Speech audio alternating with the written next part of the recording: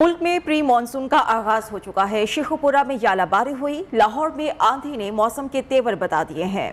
फैसलाबाद और जंग में आंधी के साथ बारिश हुई है। महकमा मौसमियात के मुताबिक मुल्क के मुख्तलिफ इलाकों में आज भी बादल बरसेंगे। प्री मानसून की दस्तक पर आइए ये रिपोर्ट देखते हैं। मुल्क में इस मरतबा मानसून की तूफानी बारिशों का अलर्ट जारी कर दिया गया है। ऐसे में कराची अर्बन फ्लडिंग के हवाले से रेड लाइन पर है। मासूमी जिला वस्ती का मरकज नागिन चुरंगी, शादमान और अतराफ के इलाके अर्बन फ्लडिंग का शिकार हो चुके हैं। इस मरतबा बेहतर इंतजाम करके अर्बन फ्लडिंग से बचा जा सकता है। रिपोर्ट मुलाहिजा कीजिए।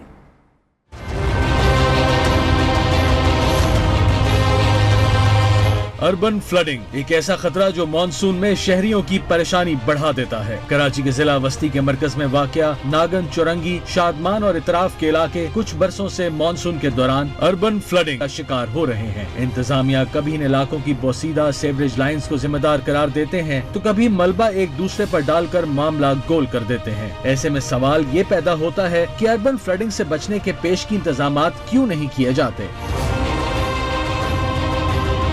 2020 की अर्बन फ्लडिंग में कराची शहर बहुत ज्यादा मुतासिर हुआ। ग्रीन लाइन से मुतसिल मुतबादिल बरसाती नाले पर जेरे अल्तवा काम भी अर्बन फ्लडिंग का सबब बना। इसी तरह 2021 में जिला वस्ती में 30 मिलीमीटर की बारिश ने पूरा इलाका डुबो दिया। पूरा जिला कई रोज तक पानी में डूबा रहा। ऐसे में गुजर नाले में जगह जगह तजावुजात और कूड़े के ढेरों के बायस पानी के बहाव में तातुल से भी करीबी इलाके नहरों का मंजर पेश करते रहे। इस मरतबा गुजर नाले को भी क्लियर करने के लिए कसीर सरमाया लगाया गया है। उधर ठट्टा और बदीन भी अर्बन फ्लडिंग के बराह रास्त खतरे में है। इंतजामिया के मुताबिक फ्लडिंग से बचने के लिए तमाम वसाइल बरूए कार लाए जा रहे हैं। मानसून सीजन करीब आते ही मुख्तलिफ शहरों में अर्बन फ्लडिंग का खदशा पैदा हो चुका है। महकमा मौसमियात ने आइंदा माह कराची में भी बारिशों की पेशगोई कर दी है। कराची में अगर बारिशें ज्यादा हुई तो बरसाती पानी का निकास कैसे होगा, निकास से आप के इंतजाम और नालों की सफाई के क्या इंतजाम हैं और सूरत हाल क्या है, ये हम मानिया शकील से जानेंगे जो कि इस वक्त ली मार्केट के अतराफ में मौजूद हैं। महकमा मौसमियात की जानिब से जिस तरह प्री मानसून की भी पेशगोई कर दी गई है, तकरीबन 21 जून से कराची में एक बादल बरसेंगे, अब्र रहमत की बरसात जो है वो शुरू हो जाएगी। लेकिन कराची वाले एक बात को सोच के काफ़ी फिक्रमंद नजर आते हैं कि बारिश तो होगी, अब्र रहमत भी बरसेगी, लेकिन ये कहीं अब्र जहमत ना बन जाए, क्योंकि कराची के नाले अब भी साफ नहीं है। कचरे की सूरत हाल यूं ही है, नाले पूरे फुल भरे हुए। मैं इस वक्त IC नाला जो कि लियारी में मौजूद है, ली मार्केट के अतराफ में, इस नाले के अतराफ में मौजूद हूँ। यहाँ पे भी कुछ इसी तरह की सूरत हाल नजर आती है कि नाला जो है वो बिल्कुल कचरे से भरा हुआ है। अब भी हम देखते हैं कि बारिश की पेशगोई तो कर दी गई है, लेकिन इसके बावजूद इंतजामिया हरकत में नहीं आई है और नाले की कोई सफाई नहीं हुई है। अब भी इस नाले में यूं ही कचरा मौजूद है, यूं ही नाला भरा हुआ है। और नाला क्योंकि काफ़ी बड़ा है और अतराफ में घर भी हैं, तो सारे जो यहाँ के मकीन है वो खासे फिक्रमंद हैं कि फिर बारिश होगी और फिर पानी घरों में दाखिल हो जाएगा, जिसके बायस परेशानी का सामना करना पड़ेगा। ये सूरत हाल सिर्फ एक नाले की नहीं बल्कि कराची के दीगर नालों में भी यही सूरत हाल जारी है। एक तरफ अर्बन फ्लडिंग का खतरा है तो दूसरी जानिब बढ़ते हुए दर्जा हरारत से ग्लेशियर्स पिघलने का अमल भी जारी है। गिलगित सूरत हाल किसी बड़े खतरे का बायस बन सकती है। गिजर से हमारे नुमाइंदे आबिद हुसैन की रिपोर्ट देखिए। एक तरफ मुल्क में प्री मानसून का आगाज, दूसरी जानिब शुमाली इलाकों में गुज़श्ता एक माह से ग्लेशियर पिघलने का अमल तेज। दरियाओं में पानी का बहाव भी बेकाबू होने का अलर्ट। माहिरीन के मुताबिक ये सिलसिला मौजूदा मौसम गर्मा के आगाज से ही तेज हो गया था। अब सूरत हाल ये है कि मौसमियाती तब्दीलियों और ग्लोबल वार्मिंग के बायस गिलगित बल्तिस्तान के ग्लेशियर्स तेजी से पिघल रहे हैं। गिजर इनमें सरे फहरिस्त है। 7 से 8 घराने जो है इसमें डूब गए सैलाब में, तो उनका जमीन भी पूरा गया इसमें। अगर गवर्नमेंट से ही मुतालिबा अगर ये रोड ऊपर से कर दे तो उनके लिए आसानी हो जाएगा। गिलगित बल्तिस्तान के आबशार, झीलें और दरिया दुनिया भर में साफ पानी का बड़ा जखीरा तस्वुर होते हैं। गिलगित के ग्लेशियर मुसलसल मौसमियाती तब्दीलियों के जेरे असर हैं। ऐसे में माहिरीन भी खतरे से आगाह कर रहे हैं। अगर ये सिलसिला ऐसे ही जारी रहा तो साफ पानी के बड़े जखायर मादूमी के खतरे से 2-4 हो जाएंगे। मेगावाट हो चुका है। शहरी कहते हैं कि हुकूमत बिजली की कीमत बढ़ाई जा रही है, लेकिन बिजली दस्तयाब नहीं है। ये रिपोर्ट देखिए। कब आती है कब चली जाती है कुछ पता नहीं चलता। मुल्क भर में बिजली के लिए दुहाइयां, हर शख्स बिजली की लोड शेडिंग से तंग। कराची में इम्तिहानात हो रहे हैं, लेकिन लोड शेडिंग ने इम्तिहान की तैयारी नामुमकिन बना दी है। सारा दिन काम करते हैं, रात को सोने के लिए भी बिजली नहीं होती। सारी रात गर्मी में मर जाते हैं। लोड शेडिंग बिजली तो होती नहीं है, और सबसे ज़्यादा तो रात को जाती है 2 से 4 बजे तक। लोड शेडिंग इतनी है कि रातों को पूरी रात हो जाती है। 5 बजे लाइट आती है, ड्यूटी जाने वाले किस तरह से जाएंगे। बिजली की तवील लोड शेडिंग ने जिंदगी अजीरन कर दी। बिजली का बहरान संगीन, लेकिन अभी तक हुकूमत लोड शेडिंग का शेड्यूल भी तैयार नहीं कर सकी। हर वक्त बिजली बंद, जब देखें गर्मी पसीना, गर्मी से बुरा हाल। बिजली तो आती नहीं है, नाम ही काफी है। बिजली सुबह जाने दुकान बंद, बिजली बंद, लाइट नहीं होती। हम गर्मी में जनाब पसीने पसीने हुए बैठे हैं। आजकल हालात ऐसे खराब हुए। एक तरफ बिजली की कीमत तो दूसरी तरफ लोड शेडिंग मुसलसल बढ़ रही है। गर्मी से बेहाल शहरियों को ना घर में सुकून है और ना बाहर। वफाकी वज़ीर इत्तलाआत मरियम औरंगजेब ने तनकीद की तोपों का रुख शौकत तरीन की जानिब कर दिया। ट्वीट में कहा, शौकत तरीन ने आखिरकार एतराफ़ कर ही लिया कि इमरान खान ने 4 साल की हुकूमत में 20,000 अरब रुपए का कर्ज लिया, जो तारीख पाकिस्तान में लिए गए मजमूई कर्ज का 76% है। ऐसे बहुत से एतराफ़ अभी इमरान खान ने करना है। इमरान खान की जानिब से खैरात और करप्शन के समरात का एतराफ़ भी जल्द होगा।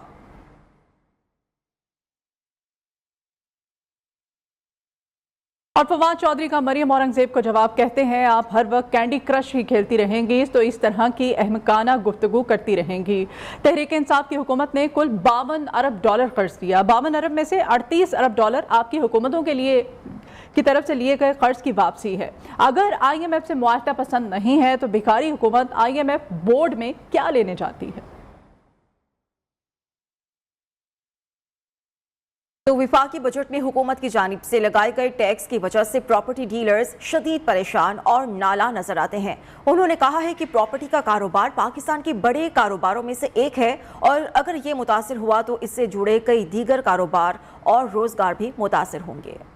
गवर्नमेंट ने टैक्सेस बढ़ाए हैं, फिक्स टैक्स इसमें बढ़ाया गया, एडवांस टैक्स बढ़ाया गया। उससे ये है कि हमारी मार्केट पे काफ़ी फ़र्क पड़ा है और मार्केट स्लो हो जाएगी। जिससे अगर हम कंस्ट्रक्शन की बात करें तो कंस्ट्रक्शन भी जो है वो काफ़ी स्लो हो जाएगी, क्योंकि इससे ये है कि टैक्स बढ़ने से क्लाइंट कम होएगा। जब से ये बजट आया है और इन्होंने रियल एस्टेट पर जो टैक्सेस इम्पेक्ट किए हैं, उस वजह से ओवरऑल जो बड़ी मार्केट है वो बहुत ज़्यादा इफेक्ट हुई है। गवर्नमेंट ने बजट पेश किया है, उसकी वजह से रियल एस्टेट पे बड़ा बैड इफेक्ट हुआ है, जिसकी वजह से फाइलर जो है वो उस पर 2% और नॉन फाइलर है उसके ऊपर 5% लगा दिया उन्होंने। तो बजट इस गवर्नमेंट ने पेश किया है, ये बजट तो रियल एस्टेट के बिल्कुल अगेंस्ट।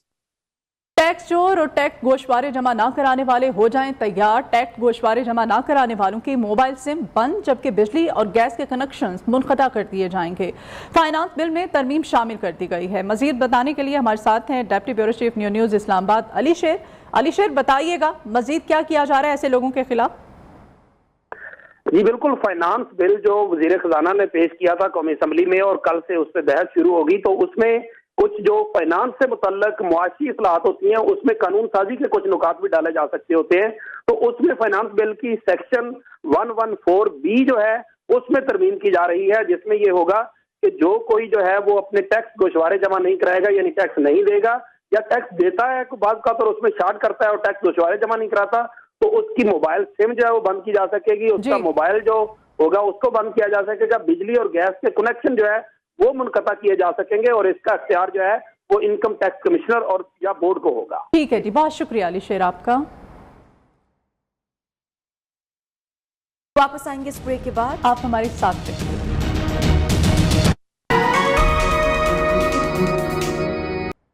पंजाब का बजट कल पेश होने जा रहा है। खदोखाल सामने आ गए हैं। बजट का हजम 3000 अरब रुपए के लगभग हो सकता है। तरक्याती फंड्स 680 अरब रुपए, तालीम के लिए 500 अरब रुपए से जायद और सेहत के लिए 480 अरब रुपए से जायद का बजट रखे जाने की उम्मीद है।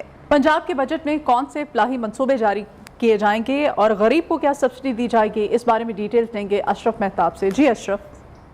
जी बिल्कुल, इसमें जो वफाक की तरफ से सरकारी मुलाजमीन है उनकी तनख्वाहों में 15% और पेंशन में 5% इजाफा किया जा सकता है। इसके अलावा घी, आटे और चीनी के ऊपर सब्सिडी जो है उसको जारी रखा जाएगा। जैसे कि आपको मालूम है कि आटे का जो थैला है वो 490 रुपये में 10 किलो का है, जबकि साहब का गवर्नमेंट में 750 रुपये में था।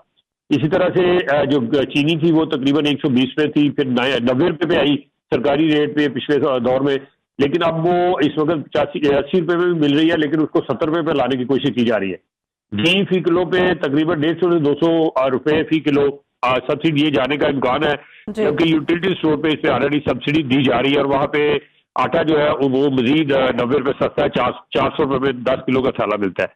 जो सोशल सेक्टर की स्कीमें हैं उनको जारी रखे जाने का इम्कान है, जिसमें अब जो लैपटॉप स्कीम बंद की गई थी साबिक़ा दौर में वो दोबारा शुरू होगी। हुनरवार तालिब इल्मों के लिए वज़ाइफ में रकम जो होगी इसमें इजाफा किया जाएगा। जनूबी पंजाब का जो तरक्याती बजट है 35 तक उसको ले जाने का इम्कान है और जनूबी पंजाब को नया सूबा बनाने का भी सिलसिला जारी रहेगा। ठीक है, बहुत शुक्रिया अशरफ मेहताब आपका। पाक फौज का जवान वतन पर कुर्बान। शिमाली वज़ीरिस्तान के इलाके दत्ताखेर में दहशतगर्दों के साथ फायरिंग के तबादले में पाक फौज के जवान ने जामिल शहादत नोश किया। ISPR के मुताबिक सिपाही शाहजेब इम्तियाज ने बहादुरी से दहशतगर्दों का मुकाबला किया, दहशतगर्दों के ठिकाने को मौसर तरीके से निशाना बनाया। ISPR के मुताबिक इलाके में किसी भी दहशतगर्द की मौजूदगी को ख़त्म करने के लिए क्लियरेंस ऑपरेशन जारी है।